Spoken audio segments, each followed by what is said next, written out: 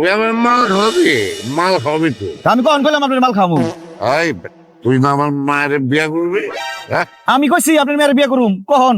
এই বেটা এই মাল খাইছি আমি, খাল হয়েছিস তুই। ফল মুকুল খাইছিস?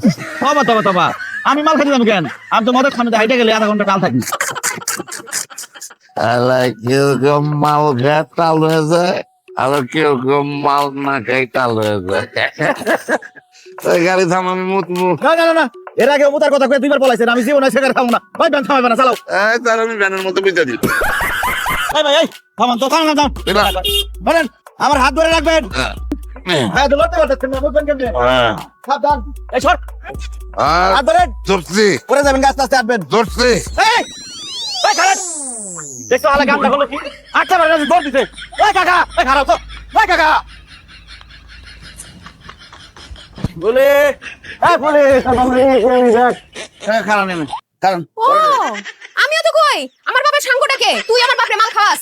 এই মাতালে ঘরে মাতাল আমার টাকা শান্তি করে তোর শেষ আমার বাপ। আমার না জোরে তোর বাবারে জ্বর, তোর বাপরে মদ খেয়ে গুয়ের গাদায় পড়ে আসছিল, আর শরীরে গু খেয়ে মরতো।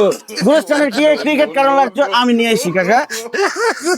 দাদারে আদা পড়া শিখাইস না। এই তুই এত ভালো মানুষ না, তুই মাথা করতেছিস কেন? মানুষ মাথা লয় অনেক কারণে, আমি মাথা লইছি মাতালের সাথে থেকে মদের গন্ধে, কারণ মদের গন্ধ শুনলে আমার মাথা লই জায়গা।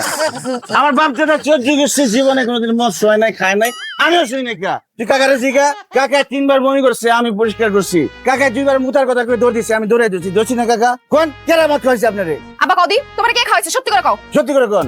ওই খাওয়াইছে। আমি বারবার ওরে বলছি যে আমি মদ খাওয়া ছেড়ে দিছি, মদ খাইলে আমার মায়া কষ্ট পাবে, আমি মদ খাম না। কিন্তু আমার জোর করছে, আমার কয় যে কাকা মদ খাইলে আমার ভালো লাগবো, খাম। খাইছি হালাল করে হালা পোল্ট্রি ভাত মাঝে পোল্ট্রি। এই কইলি আমার বাপরে? আমি মদ খাইছি। ভুল কইছি কাকা করে কাকা, আপনি পোল্ট্রি বলেন বুঝছো আপনার মদ খাইছি আমি। এ বুঝছস আসল মতটাকে তোরে পরে বুঝাবো, আগে ঘরে টরে বুঝাইলে এখন ঘরে ঢুকো। আবার কই যাও? বেমান বিশ্বাসঘাতক বোতল রাখ মদ খর। আচ্ছা আমার বাড়িতে দিয়ে বোকেরা বলে, বলে আমার একটু বাড়িতে দিয়ে আপনি বলে দেখছস। এই বলে কড়া কইরা জর্দা দিয়ে একটা আগুন পান বানাই দে। কি রে কি হলো? একটা আগুন পান মানে আইসা আমার আগুন পার খাওয়া না। তোরে দেখলে আমার শরীরটা তেলে বেগুনে জ্বলে ওঠে। জানেন যা মাগ না খামু টাকা দেবো না। আমি কোনো মাথা দেখতে সদাই বেশি কথা শুনছো আমি বলে মাতাল। ওস্তাদ হের ভাবে তো সারাক্ষণ সর্দার লেগে বইবে মালটানে আর আপনার এখন মাতাল, এটা কোনো কথা হইলো? কস কি তুই শিওর? কি কোন ওস্তাদ সর্দারই তো খাওয়ায়। দেখছস এইবার পাইছি, আজকে আমি প্রমাণ করে ছাড়ুম তোর বাপের মাল ছাপাই দেখাটা। সবসময় তো আমার দোষ দেস, তুই মাপ চাউনের লিগে রেডি থাকিস, আমার যে ফাফা দোষ দিছস। তুইও রেডি থাকিস। তোরে যদি আপার লগে মাথা অবস্থায় আমি দেখতে পারি সুপারি ছাসা শেষ। তোর কি ধারণা কষ্ট করে আমি টাকা কামাই তোর বাপের মদের পিছনে ঢালনার লিগে? ধারণা না, আমি শিওর আমার বিয়া করানোর লেগে এখন সালাম খাটাইতাছস। আমি যাইতাছি আজকে প্রমাণ করুম, থাক তুই এনে বাটি কানাই যেতেছি। সুপারি দাও। যা। সুপারি সুপারি ফ্রিতে আহে। रुको जरा सबर करो। তুমি কি স্বর্ণ শাড়ির দালালি শুরু করলা নাকি? না কাকা দালালি না, মানে আজ কাইলো জেলিকের বিয়া তো আমার লগে হইব, এখন হবু শ্বশুর ওখানে গিয়ে ঠকবো, এটা তো হয় না, এটা চাই না। পেজ গিটা তো লাগছে প্রফেশনাল পেজ গিয়ে, আমার কোনো পেশা নাই। বলা তবে খারাপ না, আমার চেষ্টাও ছিল, প্রস্তুতিও ছিল, আরবি আইল টেস্ট করা, আরবি স্পোকেন কোর্স করা, সব দিক দিয়ে আমি রেডি। এই সময় আমিও তো কই নাই রাশিয়ারে ইউক্রেন রে কাউরে কই নাই যে তোরা লেগে আমার না দিকে। তো প্রবলেম কি আমার প্রবলেম হবো? নাইলে তো এখন আমি মরুভূমিতে উটের পিঠে জিলিকে লইয়ে আরো বসন্ত উদযাপন করতাম। ইস আইছে আমার বাপের সামনে বিয়ের প্রস্তাব লয়ে ওটা মরদ নাইগা, আর এখন বড় বড় কথা কইতে পারতাছো তুমি। এত বছর ধরে প্রেম করছো, আমার বাপে তো জানতো তোমার আমার প্রেমের কথা, কিন্তু না বুঝনের বান্ধব আসছিল। ভাবছিল তুমি ভালো একটা ছেলে ভালো একটা চাকরি পাইলে তোমার আমার বিয়া দিয়ে দিবে, কিন্তু তুমি তো এত অলিক স্বপ্ন লইয়া।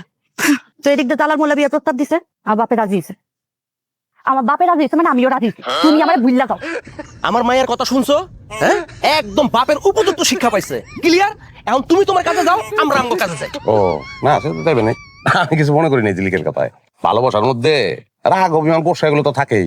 জিলিকের বিয়াটা আমার সঙ্গে হইব, কারণ একটাই কাকা, আমি জিলিককে ভালোবাসি। ওর বিয়াটা আপনি আমার সঙ্গে দিবেন, আসুক, অসুবিধা কি? পাত্রপক্ষ দেখতে আসতেছে, দেখুক, আমার কিন্তু কোনো সমস্যা নাই, দেখুক, কিন্তু ফাইনালি বিয়াটা আমার সঙ্গে আপনি দিবেন।